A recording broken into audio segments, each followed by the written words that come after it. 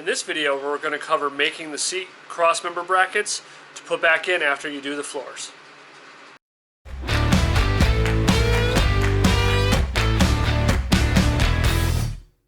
So I want to get a fairly accurate measurement of this contoured piece that I'm going to be making, so I went ahead and took a piece of string, pulled this out, measured that, and then I flipped it over and did the same. Now this one's a little harder, so I had to guess, but I basically took the string, draped it over here, and got my measurement. This is the driver's side. I don't remember the measurement on this one, but the passenger side I believe was about 20 inches by 8 1/4. So what I went ahead and did was cut that piece out. This is it. And to form it, I'm going to go ahead and use this 2.5 inch square hollow tube. I'm going to clamp the plate down and hammer it away. So then what I did with the passenger side bracket, and I measured the distance from one side to the other from, we'll call it the front and back of the vehicle. I believe that was 8.5 or 8 1/4.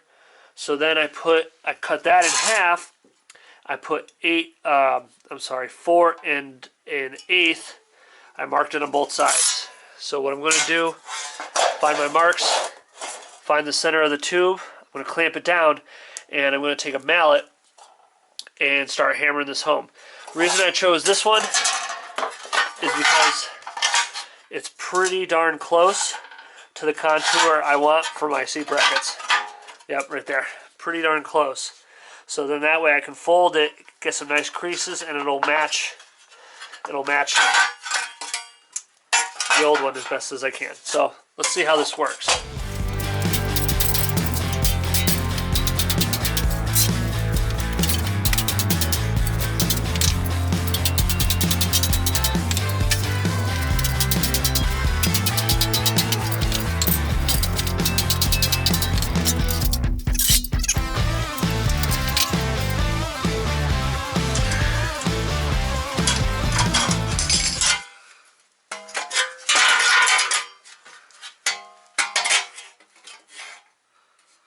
Still not 100% yet, but I'm a heck of a lot closer, and those are actually pretty nice bends.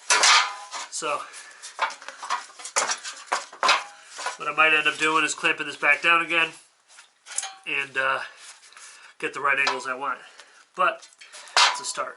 Okay, so now that I got the overall bend of the main body of it, I'm going to go ahead and 90-degree these out, so I have places to spot weld to the new sheet metal.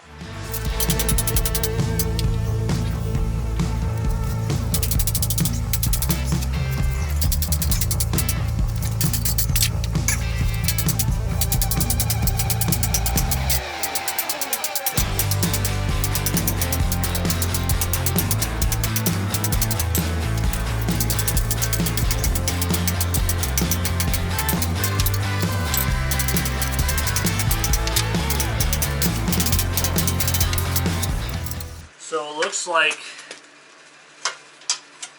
the front is about 2 1/4 inches tall, roughly.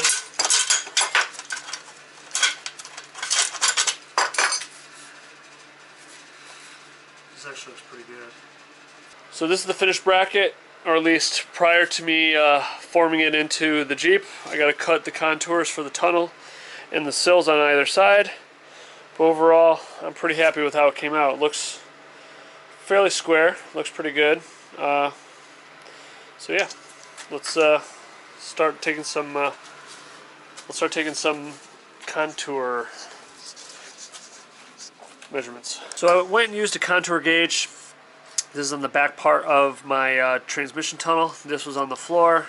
So I'm going to put this on the very bottom of my bracket, in the, we'll call it the driver's side rear part of the cross member, and cut this out. Then I'm going to go to the front part, do the same, get a contour, trace it on, cut it out.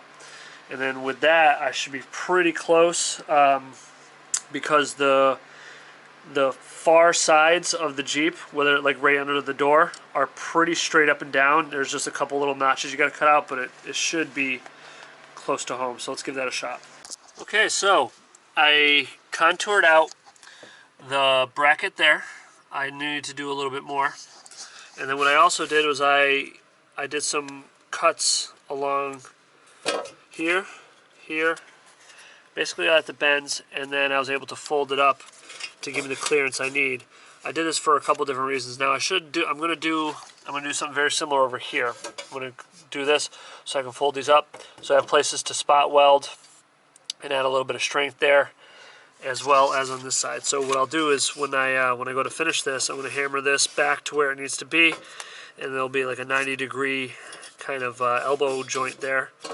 I'll drill, spot weld, and then I'll do a little seam here, but it'll be all nice and tight in. So far, I'm liking it. Like I said, I just got to do a little bit of fine tuning here. So I might just, like I said, I'm gonna. Oops. Actually, that's not bad. I'm gonna go ahead and cut here, cut on the other side, and then on the other 90-degree. That way I can kind of bend it back and then get this thing nice and snug against where I want it to be. Then we'll go from there. I made the relief cuts in the bends. It's sitting a little bit better. I gotta flare or flex this side out just a little bit, and it's kind of hard to see with the seat up, but it looks like the back can come out a little bit more as well. And then we're getting close. We're getting real close. Okay, so I notched out a little bit more here, and let me lift this up so it doesn't move too much. All right, I've got it pretty much as close as I'm gonna get it. You know, luckily this is sheet metal. I'll be able to form it to where I want it to go and where I want it to do. So at this point, I think I'm okay. So I would essentially get the front bolted down. Oops. So from this point, I'm going to go ahead, I'm going to put the bolt and the nut back on the seat bracket. I'm going to pull the seat bracket forward, clamp it clamp the cross member to the seat, mark my holes, drill, and then I'm going to go ahead and weld the nut on the back of that. Then what I'm going to do is then be able to mark everything, tap it into place. I'm going to even be able to tack it, then tap it into place. I do want to paint the underside of this first before I do that to kind of prevent any type of rust, because raw sheet metal likes to rust. So yeah, here we go.